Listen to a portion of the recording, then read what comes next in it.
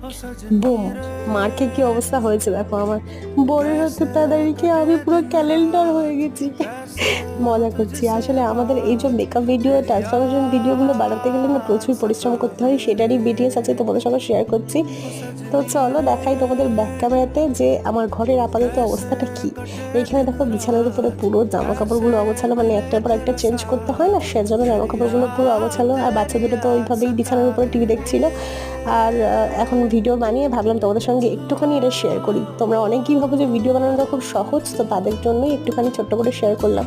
আর বাইরেটা দেখো পুরো মেকআপ বক্স, তারপর ব্যাগ, মানে শাড়ি ঠাড়ি সব কিছু পুরো অগোছালো হয়ে আছে। আর আমার এটা হচ্ছে পুরো টোটাল সেট আপ ভিডিওর।